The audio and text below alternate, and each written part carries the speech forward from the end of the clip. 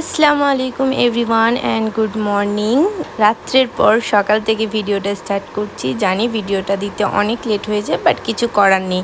এখানে তো সবারই নাস্তা হয়ে গেল সকালের, আর রাজু ভাই আর আপা চলেও গেছে। এখানে এখন ভাই উঠেছে, এখন ভাই খাবে, আর ভাই জিজ্ঞেস করছে এটা ফোনের পেছনে কি আছে। তো যাই হোক, চলুন ভাইকে খাওয়া দাওয়া করিয়ে দিই, দিন দেখা হচ্ছে। ইও রেডি আর আমাদের প্যাকিংও হয়ে গেছে। এই দেখুন প্যাকিং কমপ্লিট, বাট এখন আমরা যাচ্ছি না। এখন বাজছে 11:15 আর আমরা একটু বেরোচ্ছি। কোথায় যাচ্ছি দাঁড়ান, একটু পরে জানতে পারবেন। আসলে লাস্ট নাইটে আমরা এতটাই জেগেছিলাম যে উঠতে লেট হয়েছিল, আর যাওয়ার কারোর এনার্জি ছিল না। আর এইখানে আমি আর ভাই তো ম্যাচিং ড্রেস পরেছি, ওইটাই আমি দেখাচ্ছিলাম যে দেখো ভাই আমার আর তোমার ম্যাচিং হয়ে গেছে। তো এখন আমরা যাচ্ছি, একটু পরেই জানতে পারবেন কোথায় যাচ্ছি। হয়তো আপনারা শর্টসে মিনি ব্লগে দেখে নিয়েছেন। তো যাই হোক, আমার এখন এক্সাম চলছে আপাততকালীনে, সেই জন্য আমার ভিডিও দিতে প্রচুর লেট হচ্ছে, আর এখন লেট হবেও, কারণ আমার ফাইনাল এক্সাম এটা। তো যাই হোক, বক করতে করতে ফাইনালি চলে এলাম। আই হোপ এবার বুঝতে পেরেছেন। হ্যাঁ, আমরা বোলপুর এসেছি। আমরা আজকে সোনাঝুরির হাট যাব, এটা ইনস্ট্যান্ট প্ল্যান। আমাদের বিকালে যাওয়ার কথা ছিল সবাই মিলে, কিন্তু কি করব, ও বলল যে না আমরা বিকালে চলে যাব কলকাতা। সেই জন্যই আমাদের আবার ইনস্ট্যান্ট প্ল্যান হলো। যেহেতু বাবুকে বলে দিয়েছিলাম যে যাব, ও প্রচণ্ড এক্সাইটেড ছিল, ওর মন খারাপ করব নাই বলে ওকে নিয়ে এলাম যে না চলো ঘুরিয়ে দিই। আর জানেন সব থেকে হাসির কথা, আমি ফার্স্ট টাইম আসছি, আমি এর আগে কখনো আসিনি।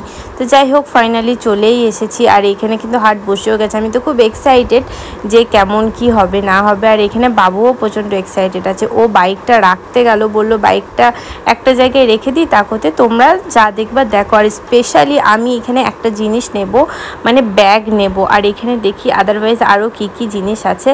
তো চলুন দেখা যাক, এবং আমাদের সঙ্গে আপনারাও দেখে নিন। এখানে এত ভ্যারাইটি কালেকশন ছিল, আমি তো কনফিউজড হয়ে গেছি যে কোন দোকানে গিয়ে কোন দোকানে নেব। যাই হোক, প্রথম যে দুটো দোকানে গেছিলাম, দোকানে আমার খুব একটা আমি যেমনটা চাইছিলাম তেমনটা পছন্দ হয়নি।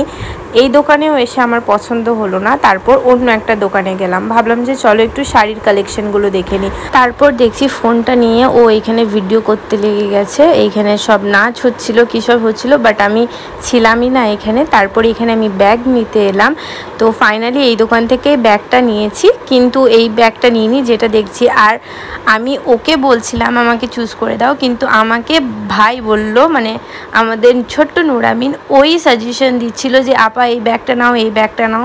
তো যাই হোক, দেখুন ও আমার সঙ্গে ঘুরছে আর ভিডিও ও করছে। তারপরে এখানে চলে এলাম, ভাবলাম যে একটা কুর্তি নেওয়া যাক, কারণ এই ধরনের কলমকারি প্রিন্টের কুর্তি আমার খুবই ভালো লাগে। আর হ্যাঁ, একটা কথা, এখানে কিন্তু প্রচণ্ড বার্গেনিং করতে হবে, ওরা প্রচণ্ড দাম বলবে, আর ওইটাই আমাদেরকে একদম কমিয়ে অনেক নিচে আনতে হবে।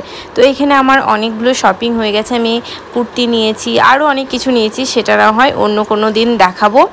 আর এইখানে চলে এসেছিলাম আরেকটা ব্যাগ দেখতে, বাট না আমার পছন্দ হলো না, গরম ছিল এখানের মধ্যে। আর এখানে হাতের কাজেরও জিনিসগুলো অনেক সুন্দর ছিল, কিন্তু যেহেতু এগুলো আমাদের বাড়িতে টাঙানো যাবে না, অনেক ধরনের মূর্তি ছিল, অনেক ছবি আঁকা ছিল, সেহেতু আমি ওগুলো স্কিপ করলাম। আর এইখানে একটা ফ্রক দেখছিলাম, ওই ফ্রকটাও বেশ ভালো লাগলো। ফাইনালি ও এখানে একটা ব্যাগ দেখছিল, যে ব্যাগগুলো আগে আমি দেখে নিয়েছি।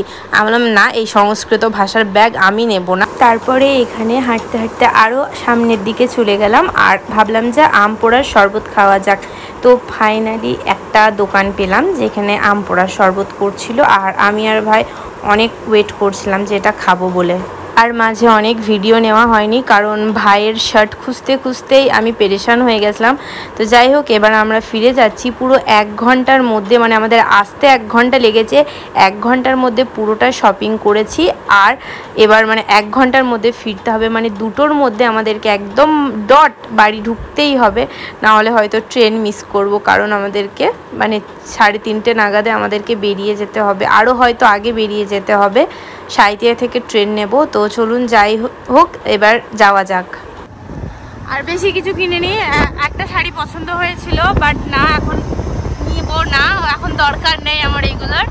তো ভাইয়ের জন্য একটা কলমকারি প্রিন্টের শার্ট নিয়েছি, আর আমার একটা কুর্তি, একটা প্লাজো, আর একটা ব্যাগ, এই 4টে জিনিস নিয়েছি। ও তো কিছু নিল না, ও বললো যে আমার কুরবানি ঈদের জন্য ও আমাকে শপিং করিয়ে দিয়েছে।